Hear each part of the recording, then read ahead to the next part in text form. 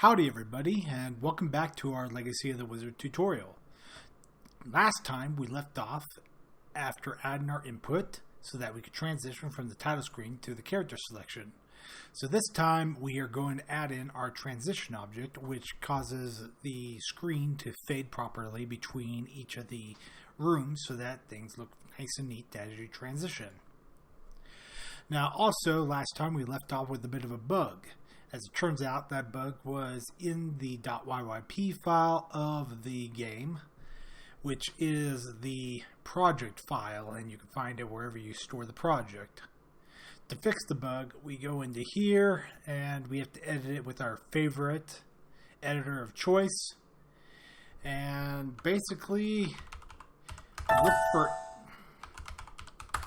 look for anything that says it's an object that is not already in our project. So in this case, there's object selectable item. This would be something I'd be adding later on.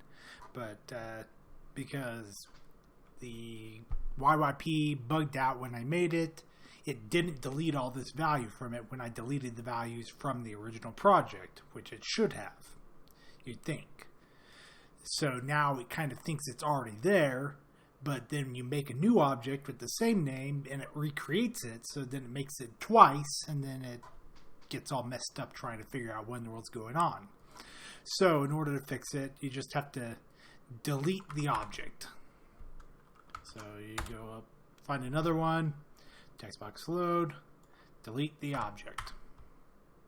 And you'll have to do this with pretty much everything. So if you're using the original project file. So I'm sorry about that. Future tutorials won't have that problem. So I'll go through and do this later on.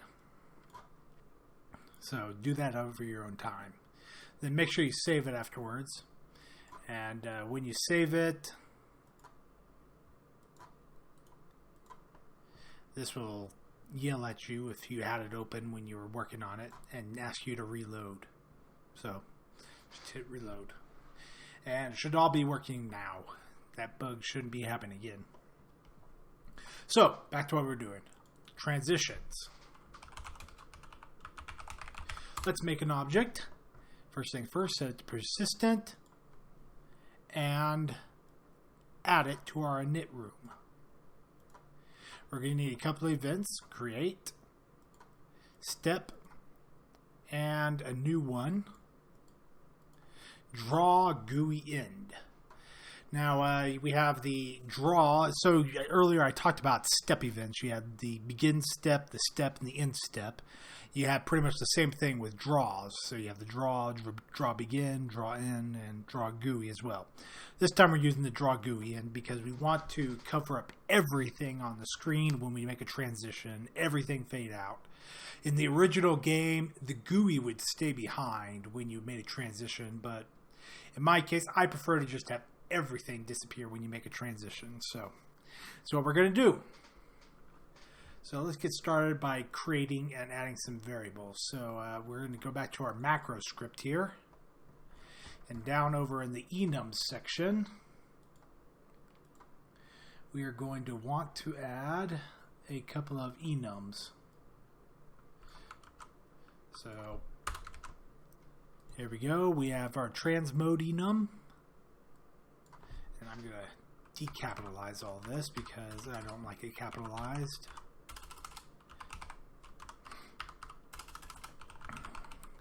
And I got this code originally from Sean Spalding, so just to give credit where credit's due. I've made a few changes to it myself to make it even easier to read and use. And I've added some different things. So we have transmode, transtype, and we'll be using those in a few seconds. We come down here to the create. We're going to want to make some variables. So we're going to need W underscore display underscore get underscore GUI underscore width, and H underscore is equal to display underscore get underscore GUI underscore height. Then we have width underscore half, equal to width underscore times 0.5. Height underscore half underscore is equal to. There we go. And we have mode underscore is equal to trans underscore mode dot intro, and type underscore is equal to transition underscore type dot fade. And we have min underscore percent is equal to 0. Max underscore percent underscore is equal to 1.2, and percent underscore is equal to 1.2. And finally, target underscore is equal to room. That just says whatever my current room is. So we're going to be using all these in a little bit here with our step event. So it starts off if mode underscore is equal to transmode dot off, then exit. If we aren't transitioning, then don't do anything. Next, control the percent. If mode underscore is equal to transmode dot intro. So intro mode is going to be when we are moving into the room. So we have the intro. So intro mode would be better off named fade in, or fade in, because it's when you're in the next room and the black fade is fading away so that you can see the room better. So when we do that, we want the percent to be moving towards 0. So, or not 0, but 1.2, I believe. No, we want 0 so that it's no longer visible. So 0, we're using this function called max. Max gives the highest value of whatever you input into it. So we have 0 as our x1, and x2 will be percent underscore minus the max again of percent underscore times 0.1 or 0.05. So that controls how fast it will fade in based on how much it already exists. So the more it exists, then the faster it fades. And we're going to do the opposite for the fade in or fade out of the room, so that when you're transitioning to the new room, it will go from clear to black. Except we are going to be using min. In this case, the minimum value of max underscore percent, and this should actually be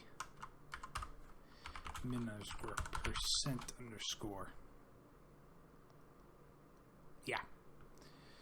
And we have max percent underscore, in this case, plus the maximum of max underscore percent underscore minus percent times 0.1 or 0.005. All right. Now we have our percent changing around, we need to change our mode around to whatever we want it to be. So if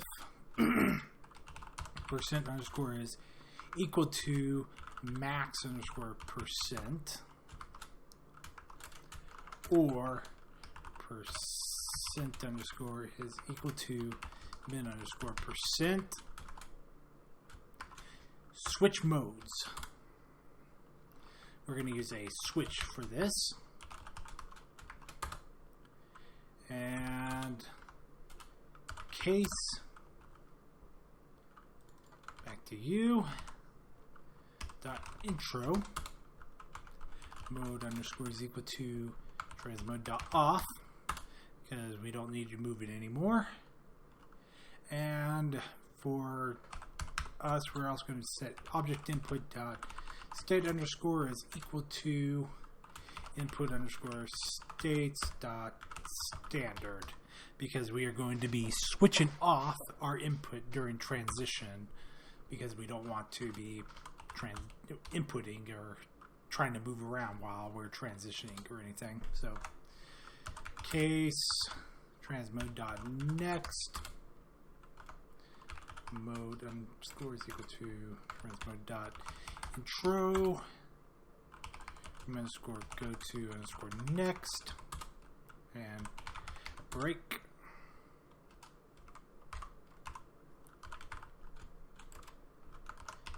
Go to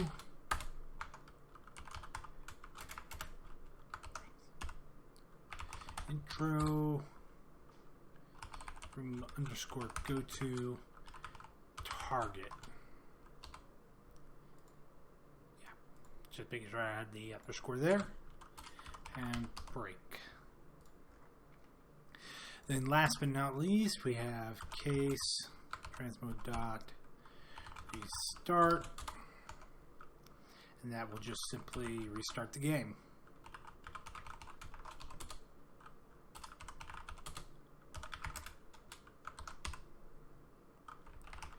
And quit. Exit the game. And we want that there. That should be it. So what do these all do? Intro is telling us whether or not we're using the intro, so whether we go on or whether we go off for making our fade come in or come out. Then next just simply goes to the next room. So if we're in here, it'll go there. If we're in there, it'll go there. Then target, go to, allows us to go to any room from any room. And of course, self-explanatory. So what are we going to draw? Well, if the mode underscore is equal to transmode dot off, don't draw anything at all because we don't need anything happening. But if the type of the transition is equal to transition underscore type dot slide, then we will want to do some things. Or if the type underscore is equal to transition underscore type dot fade, then do other things. I could use a case for I could use a switch for these too, but since there's just two of them, I decided not to.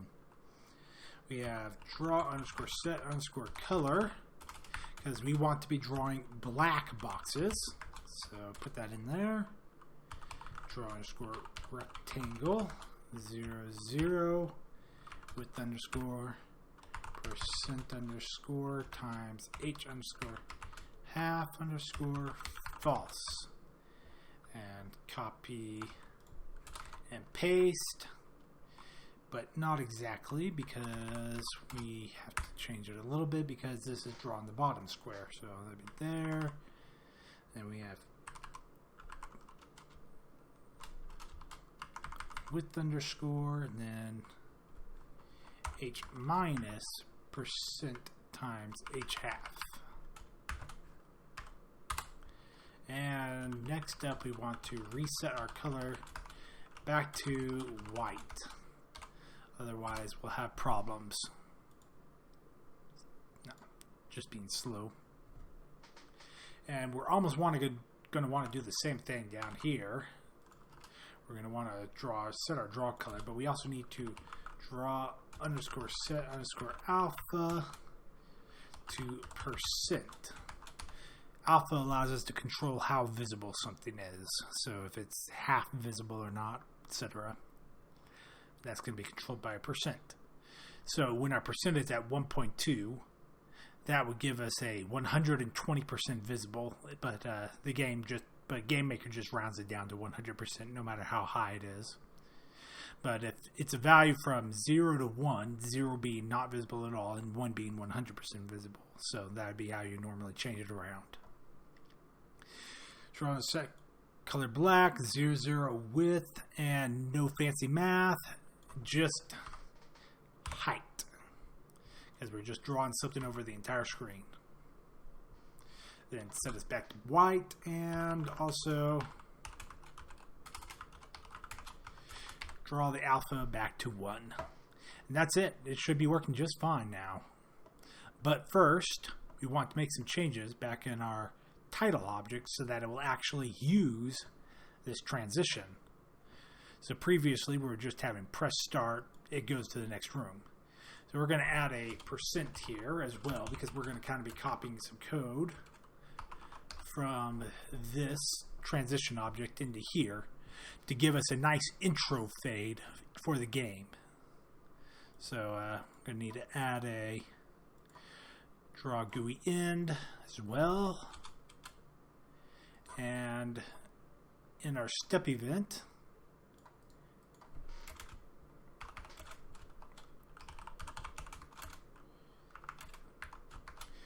set that to %=0 so that we can't transition to the next room until we have fully transitioned into the title room.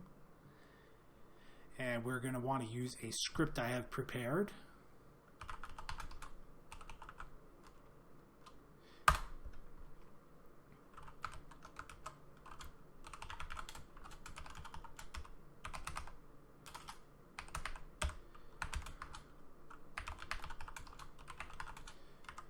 And there we go.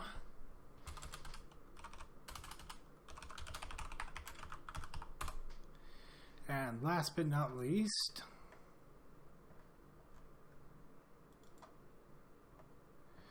we are going to want the pretty much the same code again. Just there we go. It's the exact same code that we're using right in the transition mode right here. It's just right there. And actually it's going to be the same code there as well, pretty much, as right here.